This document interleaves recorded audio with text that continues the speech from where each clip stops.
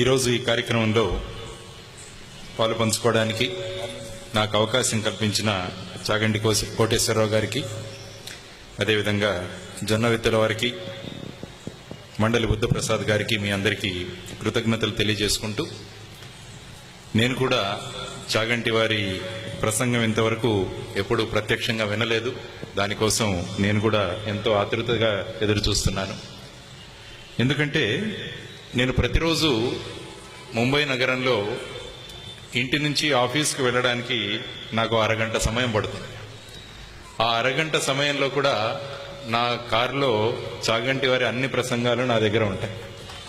రోజు ఒక ప్రసంగం వినుకుంటూ ఇంటి నుంచి ఆఫీస్కు, మరి ఆఫీస్ నుంచి ఇంటికి వెళ్ళేటప్పుడు ఉంటుంది. అంటే ఇంటి వద్ద నుంచి ఆఫీస్కు వెళ్లే లోపల మనిషిని మన కర్తవ్యం వైపు ఆ ప్రసంగం మరలిస్తుందన్నమాట. కాబట్టి రోజు చేసే పనిని ఇంకా అద్భుతంగా చేయడానికి గురువు గారి ప్రసంగం అద్భుతంగా నాకు ఉపయోగపడుతుంది. దానికి కృతజ్ఞతలు తెలియజేస్తున్నాను. అదేవిధంగా మా సాయిబాబా ఇక్కడ ఉన్నారు. ఆయన ఎక్కడ ప్రసంగం అయినా కూడా వెంటనే నాకు ఆ పెన్ డ్రైవ్ లో పంపిస్తాడు. నాకు గురువు గారి ప్రసంగం ఎక్కడైనా జరగగానే వెంటనే ఆయన నాకు ఆ పెన్ డ్రైవ్ లో ప్రసంగం పంపించేస్తాడనమాట. ఈ వ్యక్తి ఇక్కడ ఉన్నాడండి. కాబట్టి ఆ విధంగా ఒక అవినాభావ సంబంధం గురువు గారితో ఈ విధంగా ఏర్పడింది. నేనొక్కడనే కాదు, మన తెలుగు మాట్లాడే ప్రతి ఒక్కరు కూడా ఆయన నుంచి ఎంతో స్ఫూర్తిని పొందుతున్నారు. ఎందుకంటే నేను ప్రతి మీటింగ్ లో ఒక విషయం చెప్తుంటాను. అమెరికా గురించి మనం మాట్లాడుకుంటే అక్కడ నాగరికులకు ఉన్న సుఖ సౌకర్యాలు వాటి గురించి మాట్లాడతారు.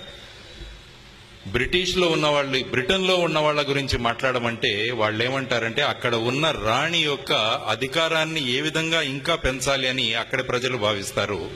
భారతదేశం గురించి మనం మాట్లాడాలంటే మన భారతదేశం గురించి మాట్లాడే ఒకే ఒక శబ్దం ఏంటంటే ఆధ్యాత్మికత. అది భారతదేశం యొక్క గొప్పతనం అన్నమాట. కాబట్టి భారతదేశానికి ఆధ్యాత్మికతకు అవినాభావ సంబంధం అన్నమాట.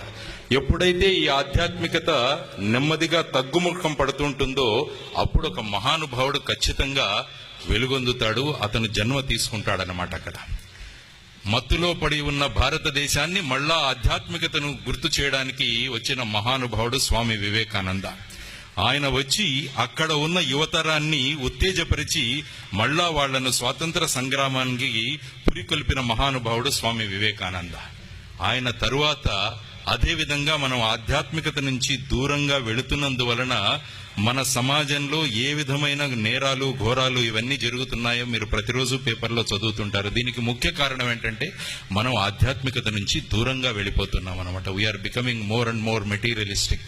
అంటే డబ్బుల వైపు ఎక్కువగా మనుషులు వెళుతున్నప్పుడు ఆధ్యాత్మికత నుంచి మనుషులు దూరంగా వెళ్ళిపోతున్నారు. కాబట్టి మళ్ళా మన ఆధ్యాత్మికతను గుర్తు చేయడానికి, మనలో ఆధ్యాత్మికతను మళ్ళా పురికొల్పడానికి వెలుగొందిన మహానుభావుడు చాగంటి కోటేశ్వరరావు గారు అన్నమాట. అందువల్ల ఈ సభలో ఉన్న ప్రతి ఒక్కరికి నేను చేస్తున్న విజ్ఞప్తి ఏంటంటే భారతదేశానికి అద్భుతమైన భవిష్యత్తు ఉంది. ఒక 5 సంవత్సరాల్లో భారతదేశం అంతా యువతరంతో నిండిపోబోతోందన్నమాట. అందువల్ల అటువంటి యువతరాన్ని మనం ఆధ్యాత్మికత వైపుకు తీసుకువెళ్ళాలి. అది గురువు గారు చేస్తున్న కృషి. ఆయన చెప్పిన విషయాలను తీసుకువెళ్లి మన ద్వారా మళ్ళా మన యువతరానికి మనం అంతా అందించగలిగితే ఖచ్చితంగా ఆ మహానుభావుడు చేస్తున్న కృషికి ఖచ్చితంగా విజయం ఎక్కడో దొరుకుతుంది అని నేను ఎప్పుడూ అనుకుంటుంటాను అన్నమాట. అందువల్ల కేవలం మనం ఇక్కడ వినేసి వెళ్లకుండా ఆ చెప్పిన విషయాలను ఆచరణలోకి తీసుకువచ్చి మన ఆచరణ ద్వారా మన యువతరం కూడా ఆచరణలోకి తీసుకుపెట్టే బాధ్యత మన అందరి మీద ఉంది అని ఈ క్షణంలో మీ అందరికీ మనవి చేసుకుంటున్నాను. అందువల్ల అటువంటి మన అందరికీ మార్గదర్శనం, ఆ విధంగా దిశానిర్దేశం చేస్తున్న చాగంటి వారికి మళ్ళా ఒకసారి కృతజ్ఞతలు తెలియజేసుకుంటూ, గురుగారు మీరు చెప్పే విషయాలన్నీ కూడా ప్రతి ఒక్క మనిషి దగ్గరికి వెళ్లి ఆ మనిషిలో మార్పును తీసుకొస్తున్నాయి.